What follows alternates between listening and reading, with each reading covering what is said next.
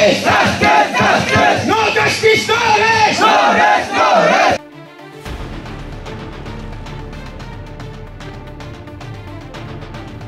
অসমৰ প্ৰকৃত ভাৰতীয় নাগৰিকৰ ওপৰত বিদেশীৰ নামত চলা হাৰাশাস্তিৰ বিৰুদ্ধে কোকৰাঝাৰত তীব্ৰ প্ৰতিবাদ প্ৰখৰ ৰ'দ আৰু গৰমক নেওচি চালাকাটি ঈদগাহ ময়দানত প্ৰতিবাদ এবিএমছুৰ প্ৰতিবাদথলীত ব্যাপক চৰকাৰ বিৰোধী শ্লোগান প্ৰতিবাদত অংশগ্ৰহণ এবিএমছুৰ সভাপতি টাইছন হুছেইন সাধাৰণ সম্পাদক জাইদুল ইছলাম উপসভাপতি মইনুদ্দিন আলী আদিকে ধৰি কেন্দ্ৰীয় নেতৃবৰ্গ সংবাদ মাধ্যমৰ আগত এবিএমছুৰ সভাপতি টাইছন হুছেইনৰ বিস্ফোৰক মন্তব্য চৰকাৰৰ পৃষ্ঠপোষকতাতে প্ৰকৃত ভাৰতীয় নাগৰিকক ৰাষ্ট্ৰহীন কৰাৰ ভয়ংকৰ ষড়যন্ত্ৰ চলিছে অসমত বিদেশীৰ নামত মুছলিমক টাৰ্গেট কৰি হাৰাশাস্তি কৰা হৈছে অবৈধভাৱে পুজবেক কৰি নোমেন্স লেণ্ডত এৰি দিয়া কাৰ্য অমানৱীয় অকল মুছলমান হোৱা বাবে এনে কাৰ্য কৰা হৈছে কিছুমানক ঘূৰাই অনা হৈছে যদিও বিটিআৰৰ 5খন জিলাৰ 16খন ধৰ্মীয় সংখ্যালঘু লোক এতিয়াও নিৰুদ্দেশ হৈ আছে এটা পৰিয়ালৰ 10জন ভাৰতীয় অথচ এজন বিদেশী হ'ব কেনেকৈ অসমত বিদেশী চিনাক্তকৰণ প্ৰক্ৰিয়াটোৱে ত্ৰুটিপূৰ্ণ নিৰ্বাচন জিকিবলৈ এইবোৰ নাটক আৰু এই নাটকৰ প্ৰযোজক হিমন্ত বিশ্ব শৰ্মা ধৰ্মীয় সংখ্যালঘুৰ ওপৰত অত্যাচাৰ বন্ধ কৰাৰ দাবী অহা 25 জুনত গুৱাহাটীৰ চচলত অনুষ্ঠিত হ'ব প্ৰতিবাদী কাৰ্যসূচী 21 জুলাইত যন্তৰ মন্তৰত হ'ব প্ৰতিবাদ বিটিচিৰ মুখ্য কাৰ্যবাহী প্ৰমোদ বড়োক কঠোৰ সমালোচনা এবিএমছৰ সভাপতি টাইছন হুছেইনৰ বিটিআৰৰ 16জন ধৰ্মীয় সংখ্যালঘুৰ লোক নিৰুদ্দেশ হৈ থকাৰ পিছতো খবৰ নাই প্ৰমোদ বড়ো চৰকাৰৰ ঘৰিয়ালৰ চকুপানী টকা প্ৰমোদ বড়োক বিটিচি নিৰ্বাচনত উচিত প্ৰত্যুত্তৰ দিয়া হ'ব We want justice! Justice! Justice! We want justice! Justice! Justice! No justice, no rest! No rest, no rest! No justice, no rest! No rest, no rest! We want justice! Justice! Justice! Welcome to the high high! High high high high! Welcome to the high high! High high high high! BJP Murabad! Murabad! Murabad! Himanta Biswa Sarma Murabad! Murabad! Murabad! Himanta ঘৰৰ মানুহে থানাত গৈ যেতিয়া শুনিছে তেতিয়া আৰক্ষী এতিয়ালৈকে কোনো ধৰণৰ তথ্য জনোৱা নাই আৰক্ষী অধীক্ষকৰ কাৰ্যালয়লৈকে গৈছে আৰক্ষীয়ে কোনো তথ্য জনোৱা নাই সেই পৰিয়ালৰ মাজত এটা শোকাকুল পৰিৱেশ সৃষ্টি হৈছে আৰু যেতিয়া দুদিনমান পিছত সংবাদ মাধ্যমত দেখিবলৈ পালে যে সেই আটকাধীন ব্যক্তিসকলৰ কিছুমান ব্যক্তি ভাৰত বাংলাদেশ সীমান্তৰ নো মেন্স লেণ্ডত তেওঁলোকক ভাৰত চৰকাৰৰ দ্বাৰা পেলাই দিয়া হৈছে পুষ্পেক যি ব্যৱস্থা সেই ব্যৱস্থাৰ কথা যেতিয়া পৰলৈ আহিল তেতিয়া সমগ্ৰ ভাৰতৰ গণতন্ত্ৰৰ বিশ্বাসী ৰাইজ আতংকিত হৈ পৰিছে আজি আপোনাক নিশ্চয় জানে যে ফৰেইনাৰ্ছ এক্ট 1946 অনুসৰি অসমত বিদেশী ন্যায়াধিকৰণৰ দ্বাৰা ফৰেইনাৰ্ছ ট্ৰিব্যুনেল অৰ্ডাৰ 1964 ৰ জৰিয়তে বিদেশী মানে চিনাক্তকৰণৰ এটা প্ৰক্ৰিয়া চলি আছে এজন ব্যক্তিক যদি বিদেশী বুলি বৰ্ডাৰ পুলিচে সন্দেহ কৰিছে সেই ব্যক্তিজনক গোচৰসমূহ বিদেশী ন্যায়াধিকৰণলৈ প্ৰেৰণ কৰা হয় আৰু বিদেশী ন্যায়াধিকৰণৰ দায়িত্ব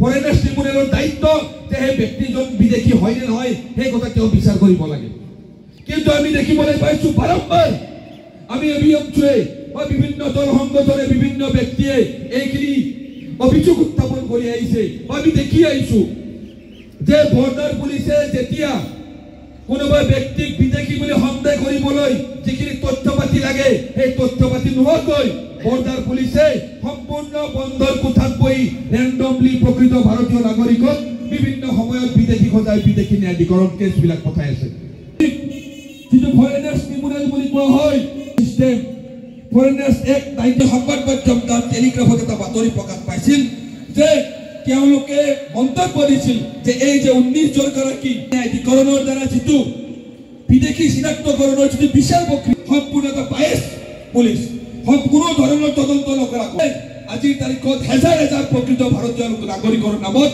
বিদেশী ন্যায়াধিকৰণৰ ৰায় দিছে যে এটা ফেয়াৰ এটা ট্ৰায়েল হ'বলৈ হ'লে চৰকাৰক চেলেঞ্জ কৰিব বিচাৰো আমি যিখিনি মানুহৰ বিৰুদ্ধে বৰ্ডাৰ পুলিচে বিদেশী ন্যায়াধিকৰণে ঘোষণা কৰিছে বা যাৰ নামৰ আগত নিৰ্বাচনী কমিশনে ইলেকশন কমিশনে দি লগাইছে সেই নামৰ ভুল বানানৰ ভুল কোন বয়স বিদেশী ন্যায়াধিকৰণে পাইকাৰী হাৰত মুছলমান মানুহখিনিৰ মুছলমান আইডেন্টিটি পক্ষে আছিলো আৰু আমি এবিএমচি হিচাপে বিচাৰি আছো এইখন অসমত 1971 চনৰ পিছত অহা হিন্দুই হওক মুছলিম আহা যিখিনি মানুহ আমি খেদিব লাগিছিল এই মানুহখিনিৰ অজুহাত লৈ 1971 চনৰ আগত অহা মানুহখিনিক যেনেকৈ এই চৰকাৰখনে একপক্ষভাৱে হাৰাশাস্তি কৰি আছে আমি এবিএমচি বিচাৰিছো এয়া বন্ধ হ'ব লাগিব কাৰণ ইয়াতে যেতিয়া এজন মানুহ জন্মগ্ৰহণ কৰিছে তেখেতৰ মা দেউতা ইয়াতে সদস্য তেখেতৰ ভাই ভনী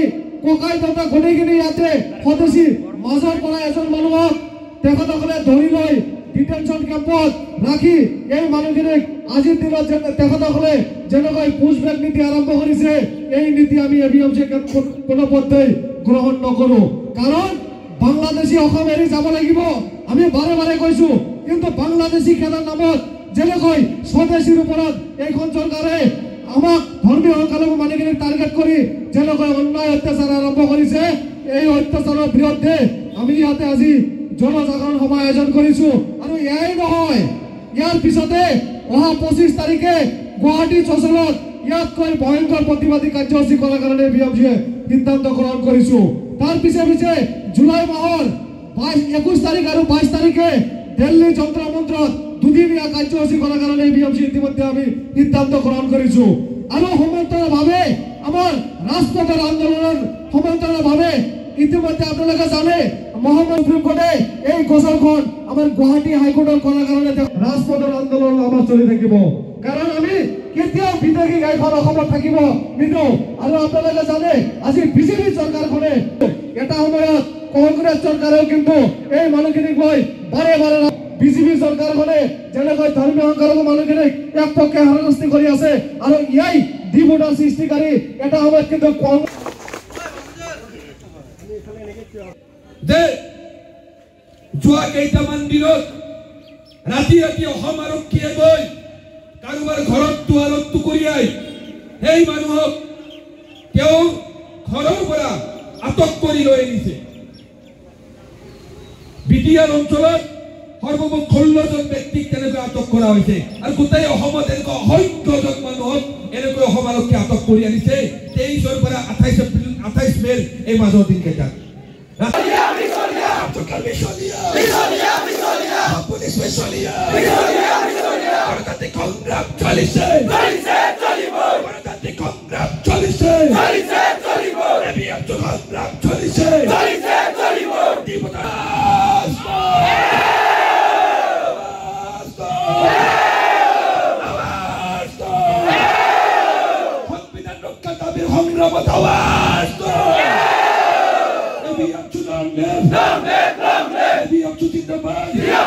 আমার সংগ্রাম চলিছে এই সংগ্রাম চলিছে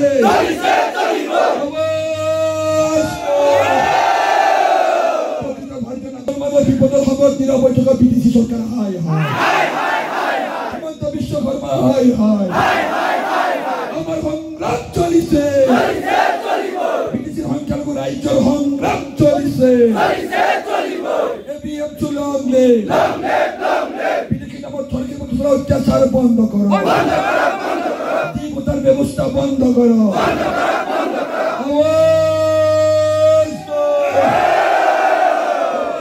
হয় চাওক আজি 10 জুন তাৰিখে এবিএমচি প্ৰচণ্ড ৰ'দক প্ৰচণ্ড গৰমকো নেওচি কোকৰাঝাৰ চহৰৰ মাজমজিয়াৰ চালাঘাটি ঈদগাহ ময়দানত অসমত বৰ্তমান সময়ত বিদেশী নামত প্ৰকৃত ভাৰতীয় নাগৰিকৰ ওপৰত চৰকাৰৰ দ্বাৰা যি অন্যায় অত্যাচাৰ হাৰাশাস্তি একেলেঠাৰিয়ে চলি আছে তাৰ বিৰুদ্ধে আমি এক বিশাল জনজাগৰণ সভা অনুষ্ঠিত কৰিছোঁ এই জনজাগৰণ সভাৰ জৰিয়তে বৰ্তমান সময়ত অসমত প্ৰকৃত ভাৰতীয় নাগৰিকক বিদেশী ন্যায়াধিকৰণ বৰ্ডাৰ আৰক্ষী বা যি এটা ভোটাৰৰ ব্যৱস্থাৰ জৰিয়তে মানে ৰাষ্ট্ৰহীন নাগৰিক কৰা যি ষড়যন্ত্ৰ চৰকাৰখনে আৰম্ভ কৰিছে তাৰ আমি তীব্ৰ বিৰোধিতা কৰিছোঁ তীব্ৰ প্ৰতিবাদ সাব্যস্ত কৰিছোঁ আজি চাওক আমি বাৰম্বাৰ কৈ আহিছোঁ যে অসমত যি বিদেশী চিনাক্তকৰণৰ নামত যিটো মানে ব্যৱস্থা আছে বিদেশী ন্যায়াধিকৰণৰ যিটো ব্যৱস্থা এটা সম্পূৰ্ণ এটা ত্ৰুটিপূৰ্ণ ব্যৱস্থা এটা আৰ্বিট্ৰাৰী প্ৰচেছ আৰু এই প্ৰচেছটোত আমি দেখিবলৈ পাওঁ বৰ্ডাৰ আৰক্ষীয়ে যেতিয়া তেওঁলোকে ৰিফাৰেঞ্চ গোচৰসমূহ পঠায় তেওঁলোকে সম্পূৰ্ণ এটা বায়েছ নীতি অৱলম্বন কৰে কেতিয়াও কোনো ঠাইত বৰ্ডাৰ পুলিচে গৈ তদন্ত নকৰাকৈ বন্ধ কোঠাত বহি তেওঁলোকে গোচৰসমূহ বিদেশী ন্যায়াধিকৰণলৈ প্ৰেৰণ কৰে আৰু বিদেশী ন্যায়াধিকৰণ যিহেতু এটা কোৱাচি জুডিচিয়েল বডি এই বিদেশী ন্যায়াধিকৰণৰ যিসমূহ মেম্বাৰসকলে জাজমেণ্ট দিব নোৱাৰে, তেওঁলোকে অপিনিয়ন দিয়ে, আৰু সেই মেম্বাৰসকলক নিযুক্তি দিয়ে অসম চৰকাৰে, আৰু তেওঁলোকৰ চাকৰি সম্পূৰ্ণ কণ্টেক্সুৱেল চাকৰি। তো আমি দেখিবলৈ পাইছিলোঁ বিগত সময়ছোৱাত 2017 চনত বিদেশীৰ যিটো চাপজিট অসংখ্য বিদেশী ঘোষণা কৰিব নোৱাৰাৰ বাবে 16জন বিদেশী ন্যায়াধিকৰণৰ সদস্যক চাকৰিৰ পৰা টাৰ্মিনেট কৰা হৈছিল। এই কথা নেশ্যনেল সংবাদ মাধ্যমত বিশদভাৱে প্ৰকাশ পাইছিল। তো আমি সেইকাৰণে ক'বলৈ বাধ্য হৈছোঁ যে বিদেশী ন্যায়াধিকৰণে সম্পূৰ্ণভাৱে চৰকাৰৰ নিৰ্দেশত বিভিন্ন সময়ত প্ৰকৃত ভাৰতীয় নাগৰিকক নামৰ ভুল, বয়সৰ তাৰতম্যৰ অজুহাতত বিদেশী বুলি ঘোষণা কৰি আছে। আজি এটা পৰিয়ালৰ এজন ব্যক্তি বিদেশী হৈছে, 10জন কেনেকৈ ভাৰতীয় হ'ব পাৰিছে? এটা সাধাৰণ লজিক থকা এটা প্ৰশ্ন আমি উত্থাপন কৰিছোঁ। আমি দেখিবলৈ পাইছোঁ যিখিনি মানুহক যোৱা কেইটা দিনত চৰকাৰে ডিপৰ্টেশ্যনৰ ফৰ্মেল প্ৰচিডিউৰ ফ'ল' নকৰাকৈ অমানৱীয়ভাৱে, বেআইনীভাৱে, অবৈধভাৱে যি গ্ৰেপ্তাৰ কৰি তেওঁলোকক পুছবেক কৰি ন' মেন্স লেণ্ডত এৰি দিছিলে বা বাংলাদেশলৈ ঠেলি দিছে, সেইসকলৰ পৰিয়াল কেনেকৈ ভাৰতত থাকিব পাৰিছে? সেই প্ৰশ্ন আমি উত্থাপন কৰিছোঁ। যদি কোনোবা বাংলাদেশী ব্যক্তি অসমত আছে বা যিকোনো বিদেশী ব্যক্তি আছে, তাৰ কাৰণে যিটো ডিপৰ্টেশ্যন যিটো প্ৰচিডিউৰ ফ'ল' কৰিব লাগিব, তাৰ হোম মিনিষ্ট্ৰী ইনভল্ভ হ'ব লাগিব, ministry of external affairs involve হ'ব লাগিব, যিখন দেশৰ নাগৰিক বুলি কোৱা হয় সেইখন নাগৰিকে তেওঁক চমজি ল'ব লাগিব। কিন্তু এনেকৈ ৰেণ্ডমলি ভাৰতীয় নাগৰিকক একমাত্ৰ মুছলমান আইডেণ্টিটিৰ বাবে এনেকৈ পিক আপ কৰি এনেকৈ বিদেশী বুলি সজাই ন' মেন্স লেণ্ডত এৰি দিয়া হৈছে।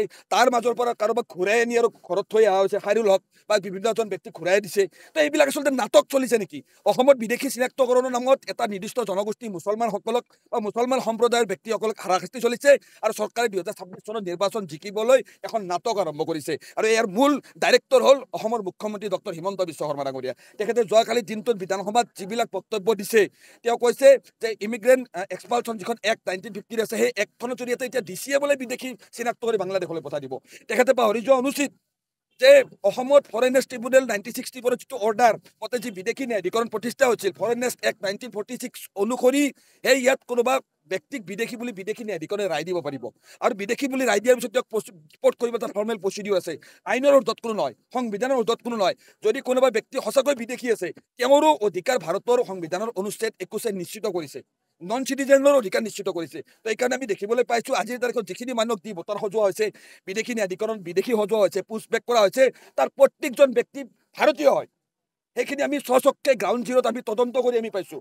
আৰু অসম চৰকাৰত কালি বিধানসভাত আলোচনা হৈছে যে এটা বিধায়কৰ দল, সৰ্বদলীয় বিধায়কৰ দল এটা অসমৰ যিকোনো এখন গাঁৱলৈকে আহক, মই আছুকো আহ্বান জনাম, সদৌ অসম ছাত্ৰ সন্থাকো আহ্বান জনাম, যিহেতু আপোনালোকে 1971 25 মাৰ্চ বুলি ভিত্তিবৰ্ষ বুলি আপোনালোকে চহী কৰি চুক্তি কৰিছে, যাৰ এতিয়া আইনী ভেলিডিটি আছে, 6 অনাৰেবল সুপ্ৰিম কোৰ্টে বাহাল ৰাখিছে। তো আপোনালোকে 1971 আগত অহা মানুহ আজি আপোনালোকে একমাত্ৰ সাজ পোছাক, মুখৰ ভাষা আৰু ধৰ্মীয় পৰিচয়ৰ বাবে কাৰোবাক বিদেশী বজাই আছে। আপোনালোকে যিকোনো 100জন মানুহ, 200জন মানুহ, 10জন মানুহক আপোনালোকে ধৰি লওক, যি 10জন বিদেশী বুলি বিদেশী ন্যায়াধিকৰণে ঘোষণা দিছে, সেই ব্যক্তিসকলক আমি ভাৰতীয় বুলি প্ৰমাণ কৰি দিব পাৰিম। কাৰোবাৰ নামৰ ভুল থাকিব পাৰে। ডাইভাৰ্চিটি অফ লেংগুৱেজৰ কথা অনাৰেবল সুপ্ৰিম কোৰ্টে 2024 চনত Rahim Ali versus union of state of আছামৰ গোচৰত স্পষ্টকৈ কৈছে। আজি সাংবাদিক বন্ধুসকল আপোনালোকে সুধিছোঁ, আপোনালোকে নিজৰ পিতৃ, ককা, আজো ককাৰ আপোনালোকে ভোটাৰ তালিকাত নাম চাব, তাত নিশ্চয় আপোনালোকে বিভিন্ন ভুল দেখা পাব, বয়সৰ তাৰতম্য দেখা পাব। ইয়াত লেংগুৱেজ অফ ডাইভাৰ্চিটি এখন বহুত বৃহৎ এখন দেশ, ইয়াত স্বাভাৱিক। কিন্তু সেই ভুলবিলাকৰ অজুহাতত আজি প্ৰকৃত ভাৰতীয় নাগৰিকক নিজৰ দেশতে বিদেশী বনাই ডিটেনশ্যন কেম্পত বন্দী কৰি ৰখা হৈছে, আৰু তেওঁলোকক পৰ্যায়ক্ৰমে দেখিবলৈ পাইছোঁ অমানৱীয়ভাৱে, বেআইনীভাৱে পুছবেক কৰা হৈছে।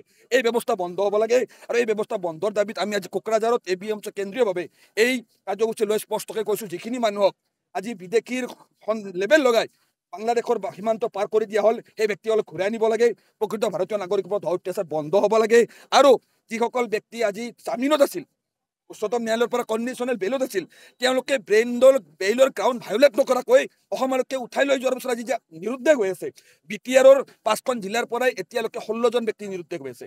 সেই ব্যক্তিসকলৰ তথ্য চৰকাৰে ৰাজহুৱা কৰিব লাগে, আৰু অসমত বিদেশী নামত প্ৰকৃত ভাৰতীয় নাগৰিকৰ ওপৰত চলা অত্যাচাৰ বন্ধ। আৰু NRC-খনেই হ'ল একমাত্ৰ উপায়, অসমত বিদেশী সমস্যা সমাধানৰ একমাত্ৰ উপায় NRC, যাৰ কাৰণে আমি NRC সহযোগ কৰিছোঁ। তো NRCৰ বাকী থকা কামখিনি সম্পূৰ্ণ কৰি NRC-খন পূৰ্ণাংগ ৰূপ দিব লাগে। এই দাবীসমূহ লৈ আমি কোকৰাঝাৰত জনজাগৰণ সভা কৰিছোঁ। অহা 25 জুন তাৰিখে আমি গুৱাহাটীৰ চচলত কেন্দ্ৰীয়ভাৱে বিশাল প্ৰতিবাদী কাৰ্যসূচী গ্ৰহণ কৰিম অসম চৰকাৰৰ এই অমান্য কাণ্ডৰ বিৰুদ্ধে। আৰু 2025 চনৰে 21 জুলাইত সংসদৰ যিহেতু বৰ্ষাকালীন অধিৱেশন আৰম্ভ হ'ব, সেইদিনাখনেই নতুন দিল্লীৰ যন্তৰ মন্তৰত ABMCয়ে অসমত প্ৰকৃত ভাৰতীয় নাগৰিকক চৰকাৰৰ পৃষ্ঠপোষকতাত যি ৰাষ্ট্ৰহীন নাগৰিক সজোৱাৰ এটা ষড়যন্ত্ৰ চলিছে, তাৰ বিৰুদ্ধে আমি বিশাল প্ৰতিবাদী কাৰ্যসূচী গ্ৰহণ কৰিম। তাৰ সমান্তৰালভাৱে আজি জনজাগৰণ সভা আমি কোকৰাঝাৰত আৰম্ভ কৰিছোঁ। এই মাজৰ দিনকেইটাত BTCত ABMCৰ যিমানসমূহ আঞ্চলিক আছে প্ৰতিখন সংখ্যালঘু গাঁৱে গাঁৱে আমি এনেকুৱা ধৰণৰ জনজাগৰণ সভাসমূহ জিলা আৰু আঞ্চলিকৰ সমূহত আদুগত আমি চলাই লৈ যাম। প্ৰথম কথা, শেষ কথা আৰু আমাৰ একমাত্ৰ কথা, নিজৰ দেশৰ নাগৰিকত্বৰ নামত আজি দশক ধৰি যি অন্যায় অত্যাচাৰ চৰকাৰখনে চলাই আছে, এই অন্যায় অত্যাচাৰ আগন্তুক দিনত সহ্য কৰা নহ'ব। সংবিধানৰ গণ্ডিত থাকি, আইনৰ ভিতৰত থাকি ৰাজপথতো যুঁজ চলিব। গুৱাহাটী উচ্চ ন্যায়ালয়ত ইতিমধ্যে সুপ্ৰিম কোৰ্টত আমি ABMC পেটিশ্যন ফাইল কৰিছিলোঁ। সুপ্ৰিম কোৰ্টে আমাক অনাৰেবল গুৱাহাটী হাইকোৰ্ট এপ্ৰ'চ কৰিব দিছে। তো আমি শীঘ্ৰেই গুৱাহাটী হাইকোৰ্টতো আমি এই সামগ্ৰিকভাৱে গোটেই অসমৰ বিষয়খিনি লৈ আমি ৰিট পেটিশ্যন দাখিল কৰিবলৈ সিদ্ধান্ত গ্ৰহণ কৰিছোঁ। নিশ্চয় আপোনালোক আটাই জানে যে BTCত এনেকুৱা 16জন ব্যক্তি এতিয়া নিৰুদ্দেশ হৈছে। এই ব্যক্তিসকলৰ কাষত আমি ABMC দল সংগঠন বা বিভিন্ন দল সংগঠন গৈ উপস্থিত হৈছে। আমি তেওঁলোকক আইনী সাহায্য আগবঢ়াবলৈ আগবাঢ়িছোঁ। কিন্তু BTCৰ শাসনত থকা BTC প্ৰধান প্ৰমোদ বড়ো ডাঙৰীয়া নেতৃত্বাধীন UPBL দলটোৱে সেই ব্যক্তিসকলৰ গাত কিবা খবৰ লৈছে নে? সঘনে সংখ্যালঘুৰ দুখত ঘৰিয়ালৰ চকুলো টুকা প্ৰমোদ বড়ো ডাঙৰীয়াই যদি সংখ্যালঘু মুছলমানৰ বিপদৰ সময়ত মাত দিবলৈ সময় নাপায় বা সাহস নকৰে বা ইচ্ছা নকৰে, তেনেকুৱা ব্যক্তিক আমি মুছলমান সম্প্ৰদায়ৰ মানুহে ভোট দিয়াৰ কিবা প্ৰয়োজন আছে নেকি? যিসকল ৰাজনৈতিক দলৰ নেতাই আমাৰ বিপদৰ সময়ত আমাৰ কাষত থিয় নহ'ব, সেই ৰাজনৈতিক নেতাক চূড়ান্তভাৱে আমি অহা 2025 চনৰ এই ছেপ্টেম্বৰ মাহত যি নিৰ্বাচন হ'ব গৈ আছে তাত আমি প্ৰত্যুত্তৰ দিম। স্পষ্টকৈ কৈছে, আজি সংখ্যালঘু মুছলমানৰ নাগৰিকত্ব কাঢ়ি ল'ব বিচৰা হৈছে। তাৰ পিছতো তেওঁলোকে ৰং তামাচা চাই আছে, প্ৰমোদ বড়োৱে ৰং তামাচা চাই আছে। তো এই প্ৰমোদ বড়ো ডাঙৰীয়াৰ আচল স্বৰূপ BTC অঞ্চলৰ সংখ্যালঘু ৰাইজে চিনি পাইছে। ইয়াৰ প্ৰত্যুত্তৰ ABMCৰ নেতৃত্বত BTC অঞ্চলৰ সংখ্যালঘু ৰাইজে আগন্তুক BTC নিৰ্বাচন দিবলৈ আমি সাজু। ধন্যবাদ।